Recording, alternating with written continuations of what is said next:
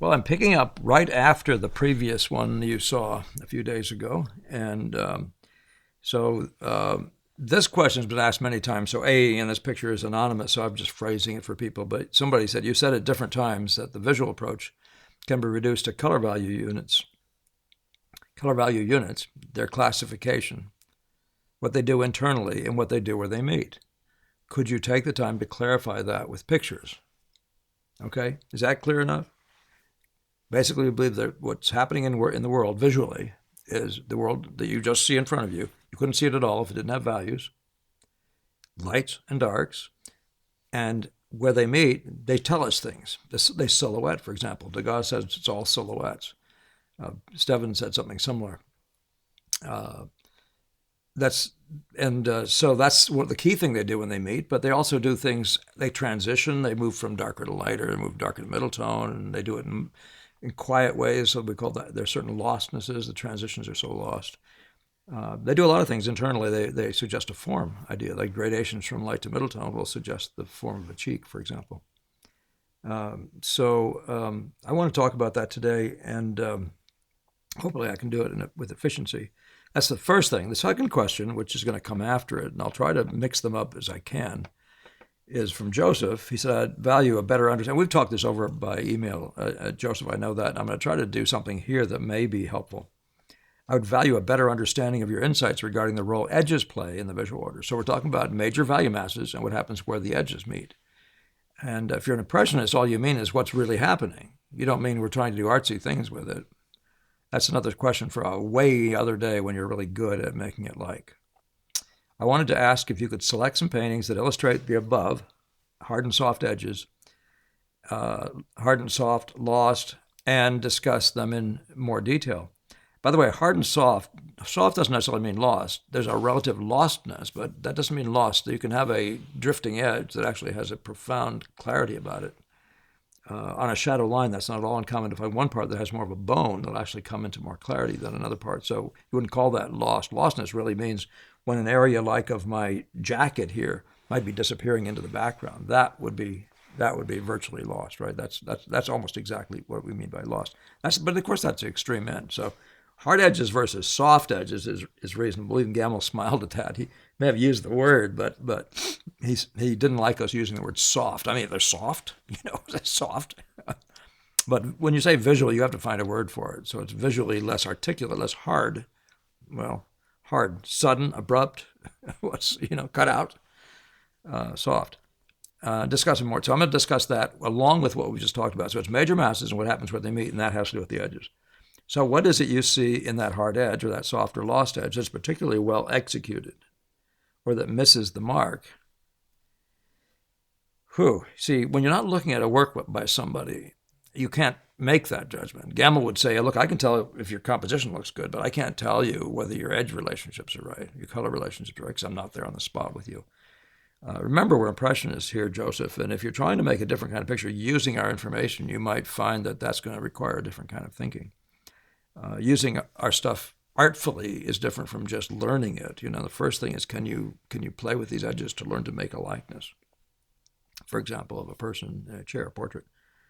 Okay, what contribution did it make to the visual order, to the whole? What contribution? Yeah, so to the visual order is very much about edges. High contrast with sharp edges have the most projectiveness typically, right?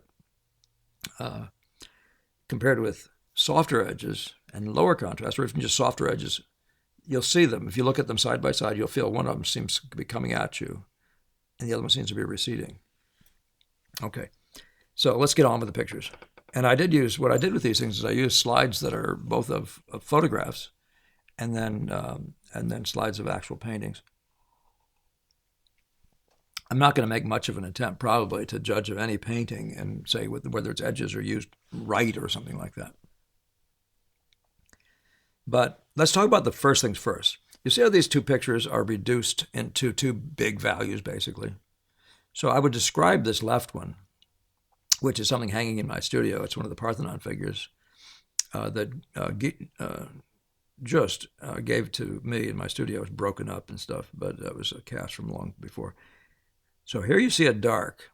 sitting down here, right? And you see it creeping up and going over and creeping up again and bouncing around up here, coming back down, doing various things, going back down, coming up a little bit, going back up into this big finger here. So you see that description. I've just described to you a major dark doing a bunch of activities.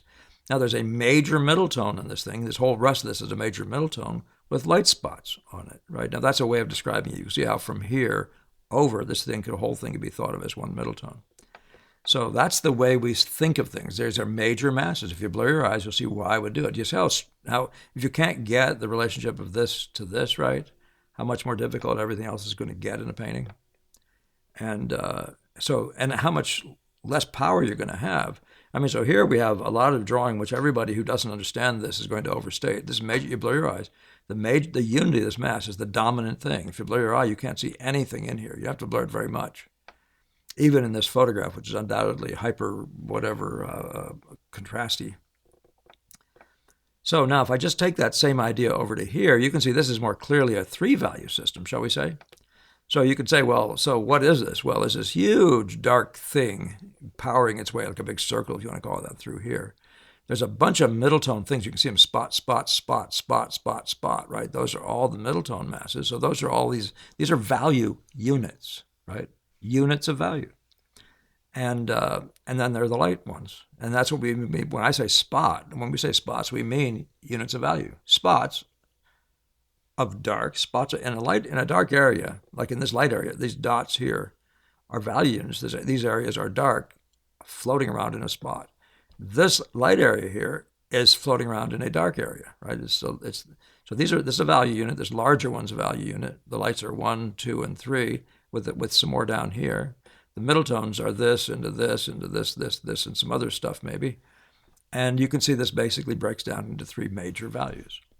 And so the question is, can you blur your eye and see that I'm telling you the truth?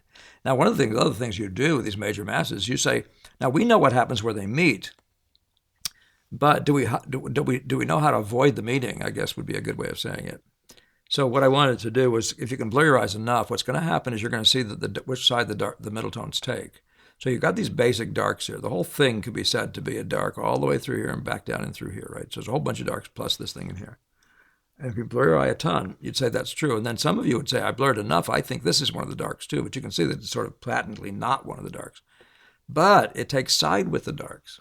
And so that's one of the things you'll see in value units. You say there's a great value unit. This could be said to be the great dark middle tone value unit. This is the great light to light middle tone value unit. You see what I mean?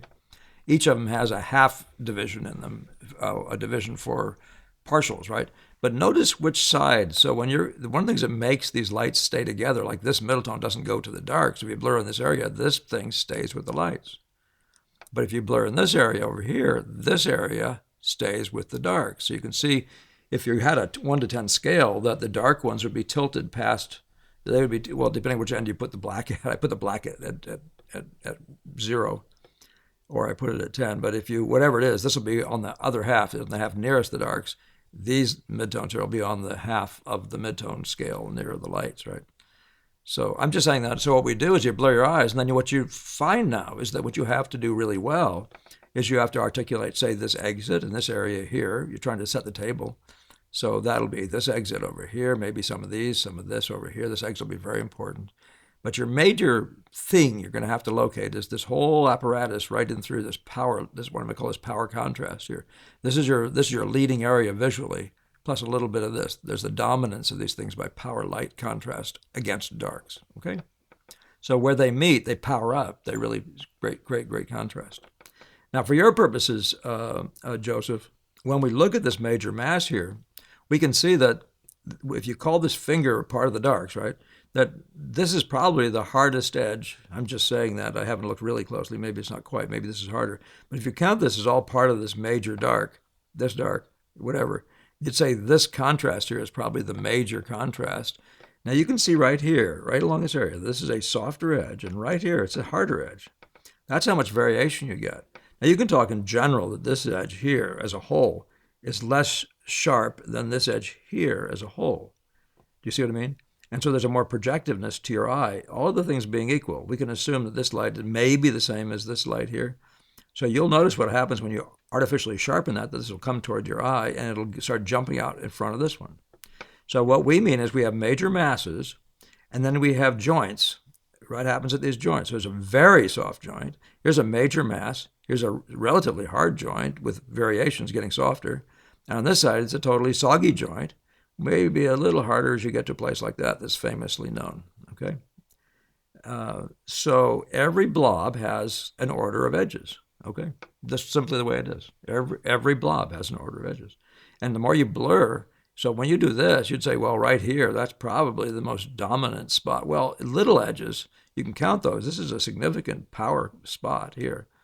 But no matter how you take this, right, your eye, if you blur your eye tends to not look at this as much because there's a soft running off here, a transition, but it tends to pick up maybe more up here. So I'm just saying, if you're looking away a lot, you tend to pick up this.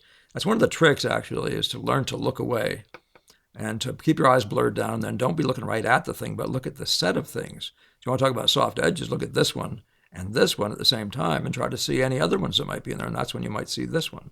So these three sets. And remember, edges by sharpness, they come in sets, right? So your job isn't to change the edges unless you want to change what set they're part of. So you want to be thinking about that kind of stuff, okay? But that's the discussion of the edges that goes on. I hope I can actually get some usefulness out of this. You can see the same thing that's happening in the other picture. You can see how I brought it up close. You can really see how different that is. I meant to discuss this with this closer one.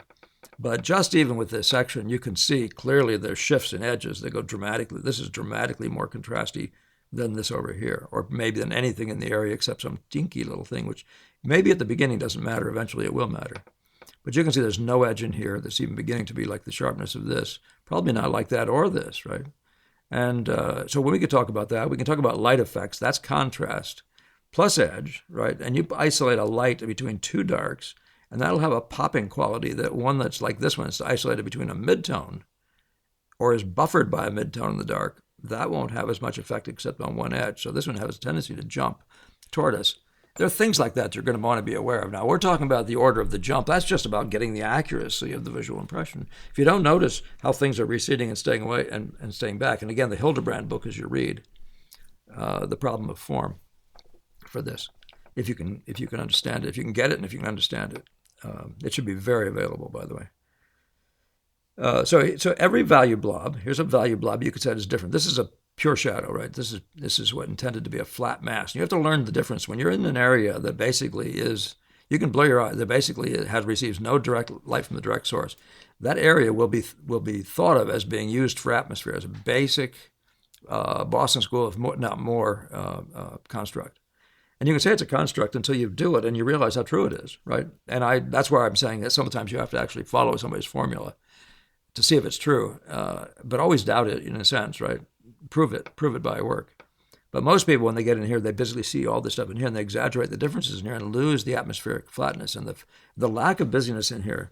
And so there's if you want to say obscure in the shadows, clear in the lights. Form is in the lights. Form is not. Shadows are flat. Form is in the lights. This is Gamble's aphorisms, but everybody's got them in Da Vinci. Everybody's got aphorisms about them. But every unit you have, so this basically could be thought of as a middle tone value unit, right? And you can see that has a significant sharp edge here and a turning edge everywhere else.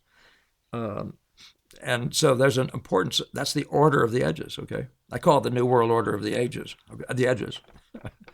And I don't, these days it's more threatening than that, so I don't really much want to, it's too serious nowadays. But if you want to talk about things that, political, but let's not do that. So now keep following the idea though that these edges are ordered, right? That there's a relative amount of them. Now I'm just going to take these real shots. This is Gamble doing a correction, and here's me doing a demonstration. And so I want you to just notice things. Whether you like them or not, as design is another question, right? But when you're given an assignment to lay the picture in, you'll want to think this way a bit, right? So you can see in the Gamble painting that there's a dominant light, just like that house that you saw, that goes up and turns corners, goes down here, and then pops up over here again, right? It comes out of a middle tone background, eases its way into this thing, goes pop, pop, pop with lights. Now you can see that happening. It's a summary statement. That's a major value blob, right? It's a value unit. Now, what happens at the edges of these value units is really huge, though. So this one here is highly contrasty. This is highly contrasty. This is the power spot here, right? There's nothing about this that's a power spot. It gets a little bit of something here. It's got a certain power by being lighter overall, though, by the way. So we won't take anything away from that. But the power of the combination of edge plus contrast is greater here, and it comes to your eye. You can see how his head, except for the color, that head would virtually disappear into the background. Now that's a big deal. It's like the side of that house I was talking about. This whole thing could be thought of as a unit, right? This whole thing could be thought of as a unit once you see this as the light, the leading light. Now, I'm saying that you can reverse the whole thing I just talked about. Here's this big dark traveling all through here, right? And coming up again over in here. Here are these big middle tones sitting up in here, and powering up again in certain places throughout this picture, right? You can see those middle tones in the games they play, this being part of them, right? This overall head, the hands are all part of that larger middle tone mass. So that's the way we think. These are major value units. This is Sargent 101.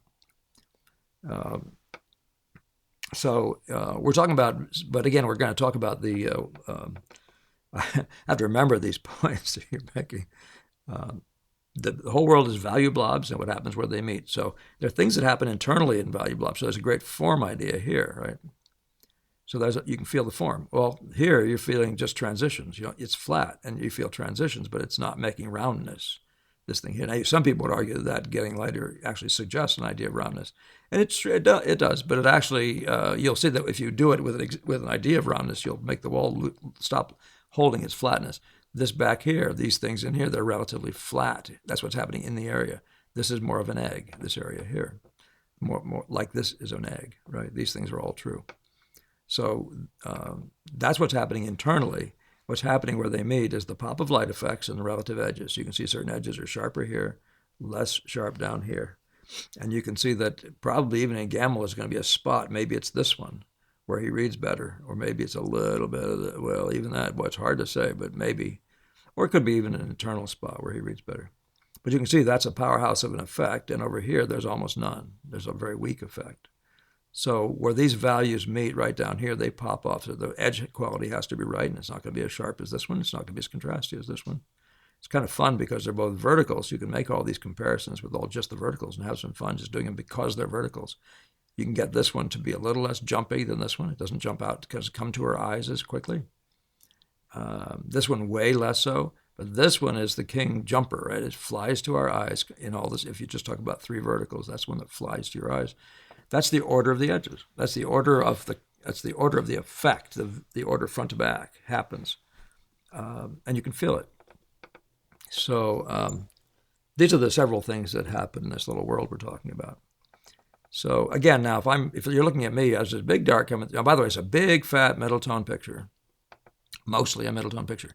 This is mostly a dark picture that moves middle tones and has light spotted on it. That's more the way I would describe this one.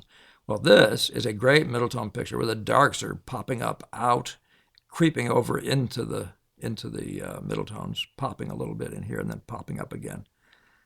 And so that's the way I would describe this picture. And then the lights go pop, pop, pop, pop, pop, right? And they feature up just a little bit in that world, okay?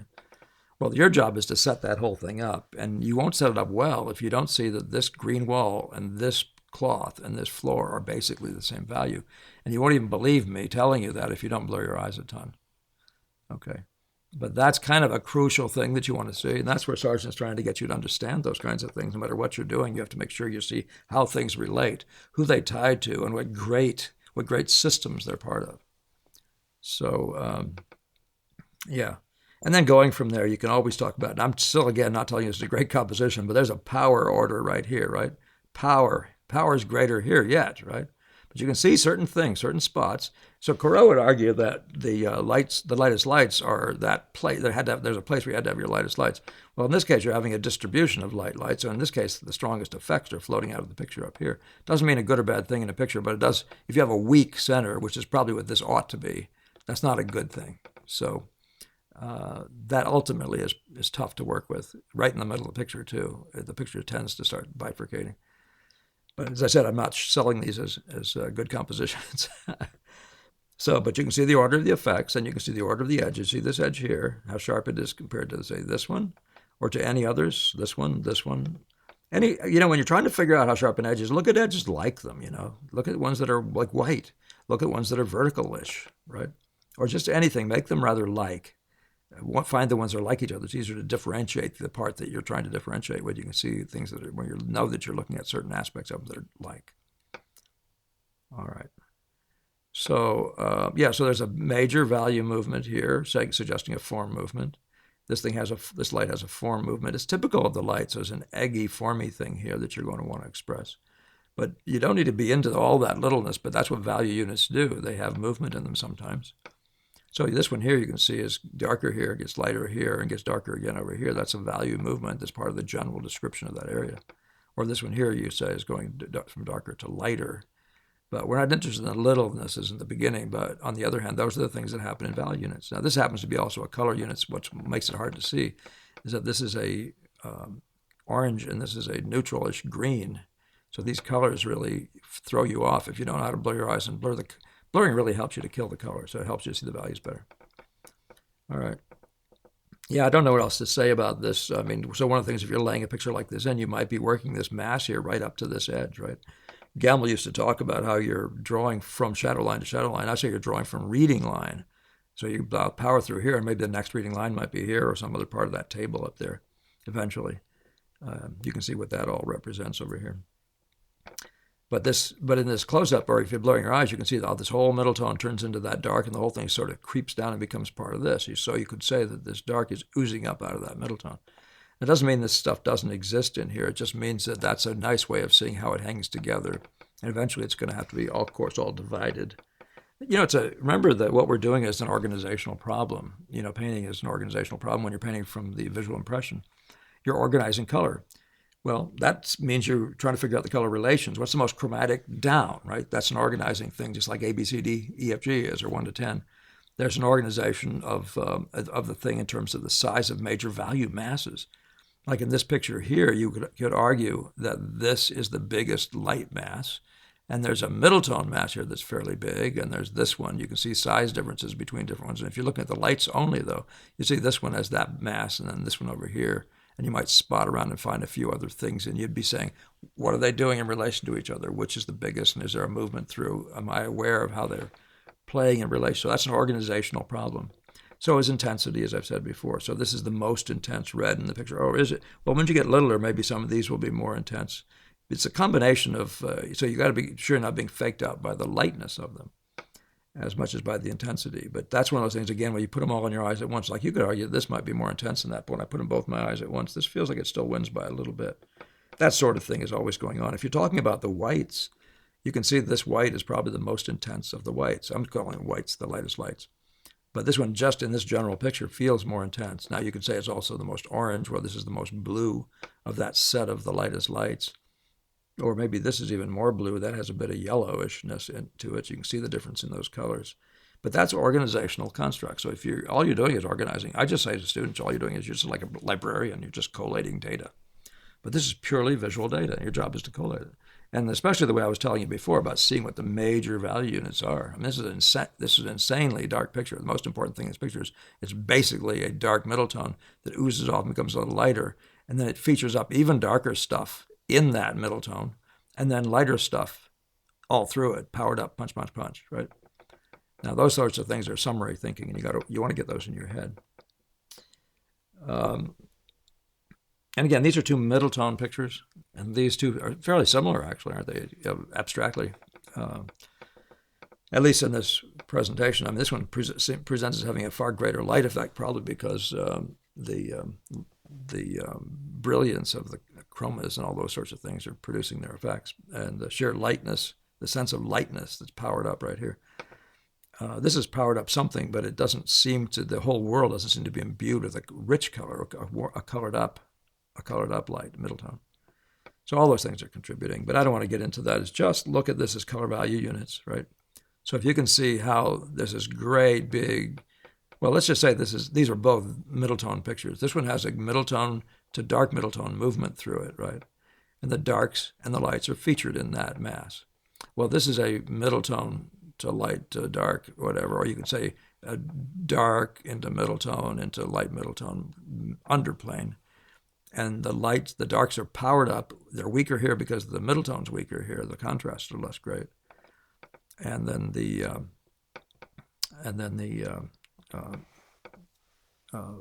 they spot, then the darks spot out, jump out here, different places.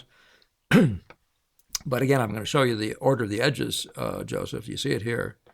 So here's the power. Now, this isn't something you're making up because it's cool.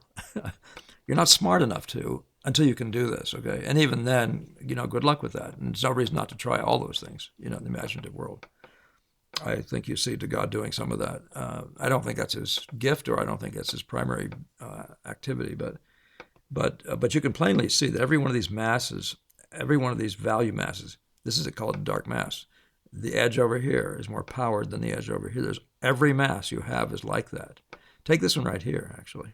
So which is stronger, this one or this one? You can feel the turning. You can see the weakness. This is the power place. This is the leading area. Every value unit has that leading spot, the spot with the highest contrast on it. And that's visual orderliness, right? That's the order of the edges in any given unit, right? So we're taking the whole, and we're talking about edge order. So this is contrast, but doesn't necessarily mean it's edge. This is contrast. This contrast is greater than this contrast, even though this spot, this light, is lighter than this one, but this contrast is greater.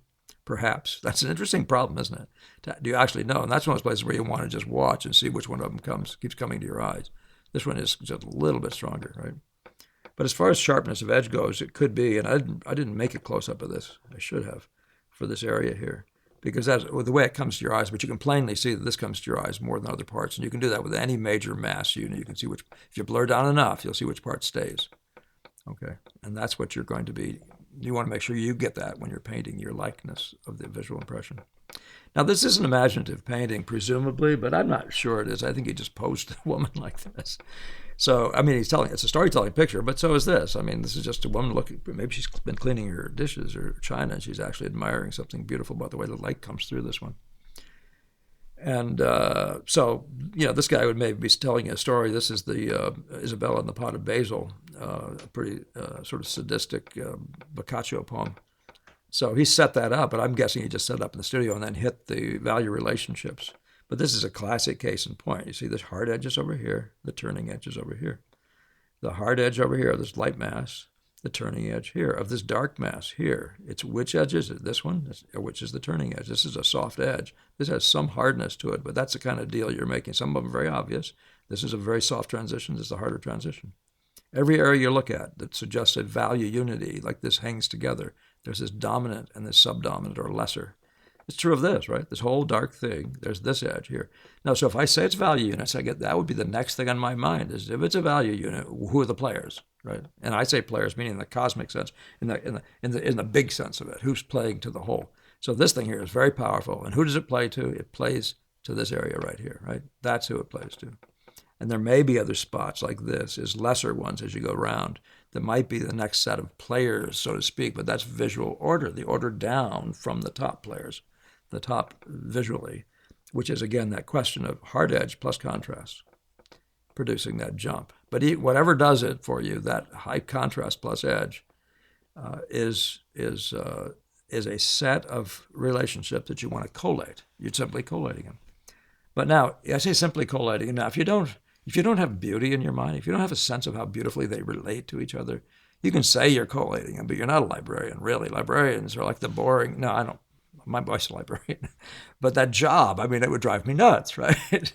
And yet, there is a certain inventive part to it. I don't want to say there isn't, but what you're doing here is you're trying to find the beauty of this thing to bring home, to put on the wall and say, there, buy that.